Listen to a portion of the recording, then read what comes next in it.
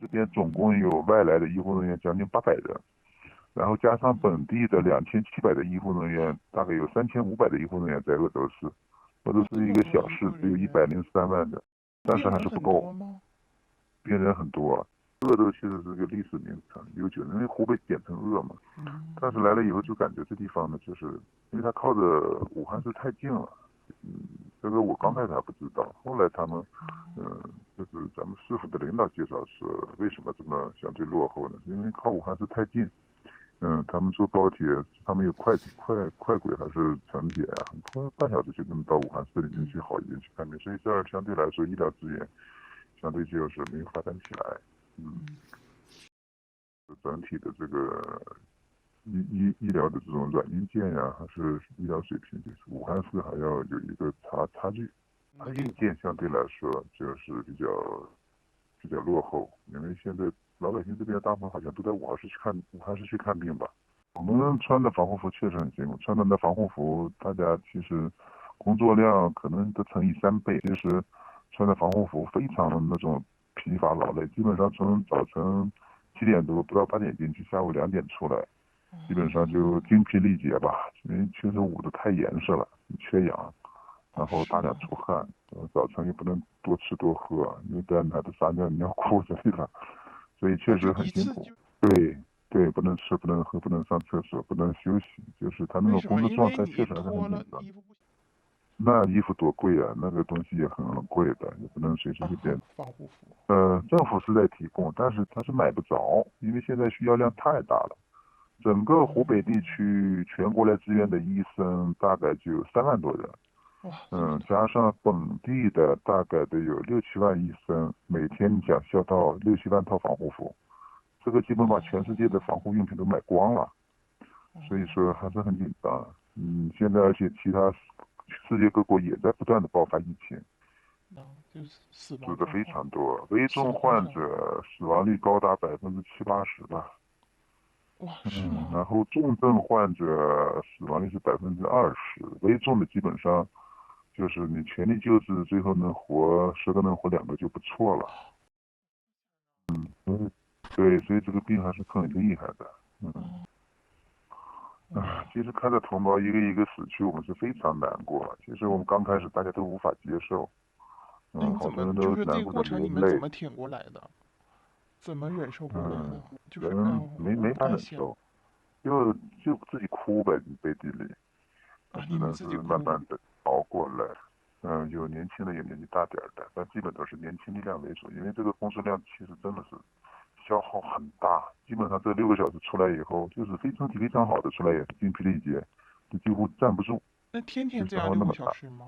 能进重症监护单元的必须是真正的专科的呼吸 ICU 或者 ICU，就是专门干过重症单元的，而且每个医院真正搞重症的人很少，所以说这回其实全国的重症的精锐进出来支援湖北、支援武汉，因为全国基本上把所有的精英的这种重症监护的骨干都拉到湖北来。其实我们也怕感染，也嗯，怕死。对呀，当接到电话、就是也都有接到通知的时家庭，都候，有那什么。我们也心里也很担心。有些我们队员都不敢和家里说。我们有的队员接到通知以后，第一件事能干嘛呢？赶紧跟家里人照个合影，因为也担心可能就再也回不来了。而且其实我们倒下的医护人员也很多。我们鄂州中心医院他们自己医院大概有将近70个人已经倒下了。早期的防护措施确实不到位。早期其实各个医院的储备的防护物资肯定不会有那么多，没想到有这么严重的疫情。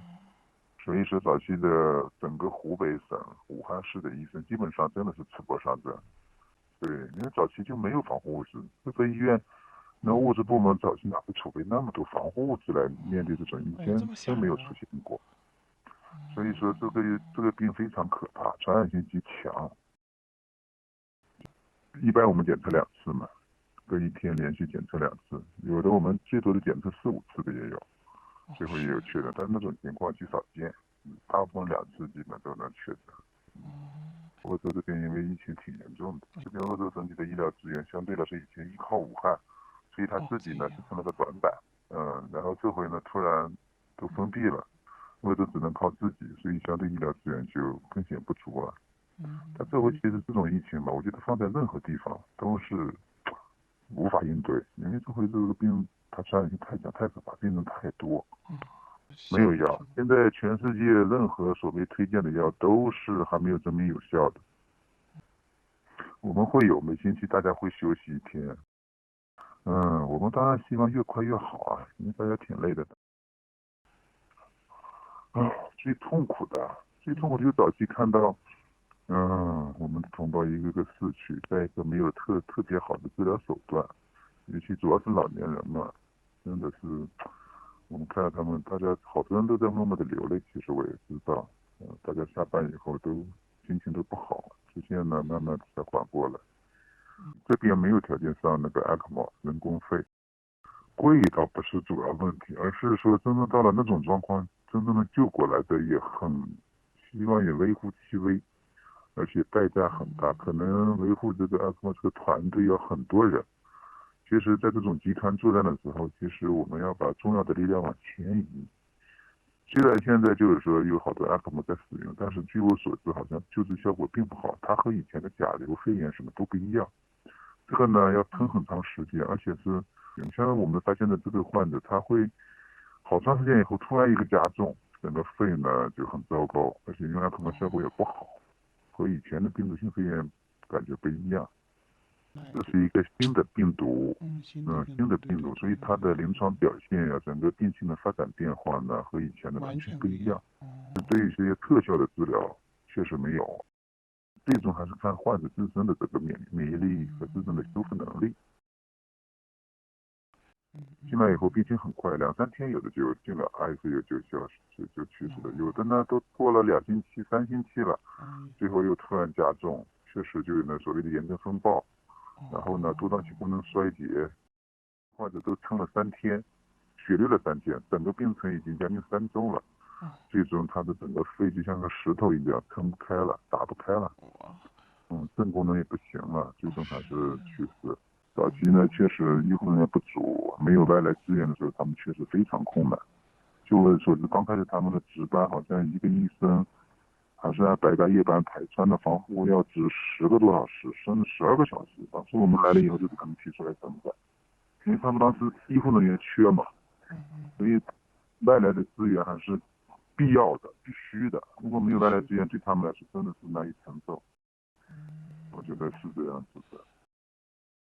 我们队员一个个下了班累的都抬不起腿来了。我们每个人都是单独隔离，每个人都是单间住宿，每个人一个房间。平时我们之间也不总有任何密切的来往和接触。下了班以后，大家各自待在房间，是不容许。我们的规定不容许聚集的，吃饭也是自己打饭回房间吃，然后不容许聚集，不容许大多去说笑玩。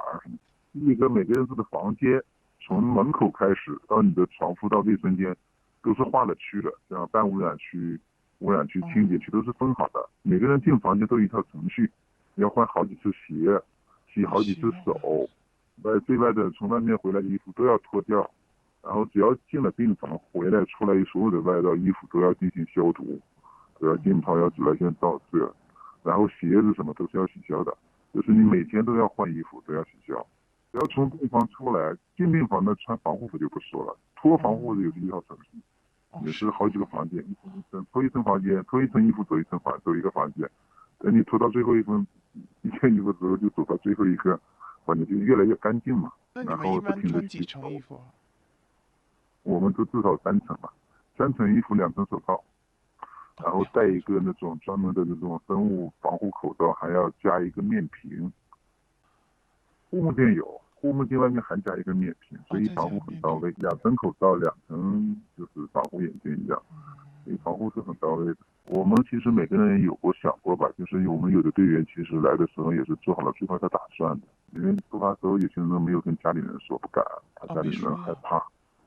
我也是刚开始说的时候都轻描淡写。我们其实接到通知到出发只有3个半小时吧，好像。对，我们就匆匆忙忙收拾行装，其实就没有收东西都收拾不全，因为他已经把什么都定好，就突然接到命令就出发。